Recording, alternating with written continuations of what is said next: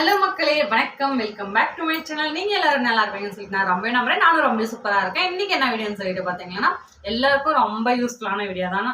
என்னன்னு பாத்தீங்கன்னா, தங்க நகை நம்ம வாழ்க்கைக்கு எவ்வளவு முக்கியம், அதை நம்ம எப்படிலாம் சேமிக்கலாம், இப்ப தங்க ரேட் எவ்வளவு இருக்குன்னு சொல்லிட்டு தான் இந்த வீடியோல நான் டீட்டெயிலா சொல்ல போறேன்.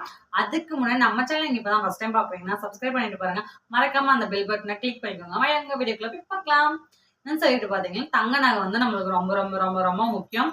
பெரியவங்க சொல்லுவாங்க பாத்தீங்கன்னா, தங்க மண்ணுல போடணும் இல்லைன்னா பொண்ணுல போடணும்னு சொல்லிட்டு அவங்க சொன்னது உண்மைதாங்க. பெரியவங்க வந்து சாதாரண எந்த விஷயத்தையும் சொல்லிட்டு போல ஒரு மறைமுகமா சொல்லிட்டு போறாங்க. நம்ம கிட்ட தங்க நகை இருந்துச்சுன்னா நம்ம வயசான காலத்துல வச்சும் சாப்பிடலாம், வித்தும் சாப்பிடலாம். அதனால தங்க நகை எப்பவுமே ஒரு முதலீடு தான், ஒரு சேவிங்ஸ் தான் அது. தங்க நகை ஒரு காலத்துல சொல்லுவாங்க, பொண்ணுக்கு எவ்வளவுதான் நகை போட்டு கட்டி கொடுக்குறதுன்னு தெரியல, ஆம்பளை பசங்களுக்குலாம் ஒண்ணு தேவையில்ல, அதெல்லாம் போயிட்டு எதுக்கு நகை எடுக்கணும்னு சொல்லிட்டு. ஆனா இப்ப வந்து பாத்தீங்கன்னா, இப்ப இருக்கிற காலகட்டத்துல தங்க நகை எவ்வளோ ஏறிட்டு போகுது சொல்லிட்டு பாத்தீங்கன்னா, பையனா இருந்தாலும் சரி, பொண்ணா இருந்தாலும் சரி, நகை நம்ம வாழ்க்கைக்கு நம்ம செலவுக்கு இல்லாம நம்ம முதலீட்டுக்குன்னு சொல்லிட்டு தங்கம் ரொம்ப ரொம்ப முக்கியம். எல்லார் வாழ்க்கையும் நம்ம யோசிப்போம், நம்ம 1 கிராம் தங்கம் எடுத்து என்ன ஆயிட போகுது ஆனா ஒரு கிராமா சேர்த்ததாங்க அது ஜாஸ்தியாகும். எப்பவுமே வந்து பாத்தீங்கன்னா சிறு துளி தான் பெருவெள்ளம் ஆகும். ஒரே முட்டை போயிட்டு வாங்கணும்னு சொல்லிட்டு போயிட்டு நம்ம மாட்டிக்கூடாது. கொஞ்சம் கொஞ்சமா சிறுக சிறுக சிறுக சேமிச்சாதான் நம்ம பெருசா சேமிக்க முடியும். ரெண்டாவது என்னன்னு பாத்தீங்கன்னா, தங்க நகை வச்சுட்டு நமக்கு ஏதோ ஒரு தேவை, மத்தவங்க கிட்ட போய் கடை வாங்க தேவையில்லை. அதை நம்ம பேங்க்ல வச்சுக்கலாம், இல்ல வித்துக்கலாம். ரெண்டுமே பண்ணாலும் நம்மளுக்கு அது காசு வரும். எப்பவுமே தங்கம் வந்து நான் ஃபர்ஸ்ட் வந்து 5 வருஷத்துக்கு முன்னாடி 1 கிராம் தங்கம் வந்து 5,000 ரூபாய்க்கு வாங்கினேன்.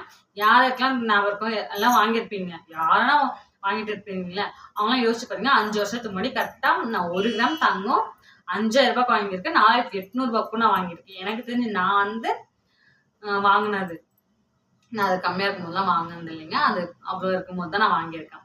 ஆனா இப்ப எங்க அம்மாலாம் 1 கிராம் வந்து 7,000 சாரிங்க எவ்வளோ 3,000, 700, 600 அந்த மாதிரி இருக்கிற டைம்ல எங்க அம்மா எனக்கு நகை வாங்கியிருக்காங்க. எனக்கு தெரிஞ்சு ஒரு 10 வருஷத்துக்கு முன்னாடி, கன்ஃபார்ம் 10 வருஷம்னு நினைக்கிறேன். 10, 12 வருஷத்துக்கு முன்னாடி, 10ல ஒரு 13 வருஷத்துக்கு முன்னாடி எங்க அம்மா வந்து பாத்தீங்கன்னா 3/4 பவுன் செயின் வந்து பாத்தீங்கன்னா 10,000 ரூபாய்க்கு வாங்கிட்டு வந்தாங்க நகை. எனக்கு செயின் வந்து எங்க அம்மா 3/4 பவுன் செயின் 10,000 ரூபாய்க்கு வாங்கணும்னு ஞாபகம். ஆனா இப்ப அதே ரேட் இருக்கா? ஏன்னா நம்ம நகத்துல நம்ம இன்வெஸ்ட் பண்ணும்போது, தங்கத்துல இன்வெஸ்ட் பண்ணும்போது பாத்தீங்கன்னா அதோட ரேட் வந்து குறையறதுக்கு கொஞ்சம் தான் வாய்ப்பு, ஆனா அதிகத்துக்கு ரொம்பவே வாய்ப்பு அதிகமா இருக்கு. அது மட்டும் இல்லாம பாத்தீங்கன்னா இப்ப வந்து தங்க நகை கம்மியாயிட்டு வந்துட்டு இருக்கு. அதனால நாளைக்கு குறையும், நாளன்னைக்கு குறையும், அடுத்த மாசம் இன்னும் குறையும், இன்னும் கம்மியாகும்னு சொல்லிட்டு வெயிட் பண்ணாம நமக்கு இருக்கிற காசை அப்படி இப்படி செலவு பண்ணாம வெள்ளியோ இல்ல தங்கமோ வாங்கிட்டு வந்து வச்சுக்கோங்க. இப்போ வந்து பாத்தீங்கன்னா இப்ப 15,000 16,000 ரூபாய் கிட்ட இருந்த 1 கிராம் தங்கம் வந்து பாத்தீங்கன்னா 12,000 சில்லற இருக்கு. இப்ப வந்து நம்ம கம்மியாயிடும். நம்மளுக்கு ஏறுமா இறங்குமான்னு தெரியாத மார்க்கெட். ஆனா இப்பவே நம்ம வாங்கினோம்னா ஒரு 3,000 4,000 5,000 நம்மளால சேவ் பண்ண முடியும். அதுதான் நான் உங்ககிட்ட சொல்ல வந்தேன்.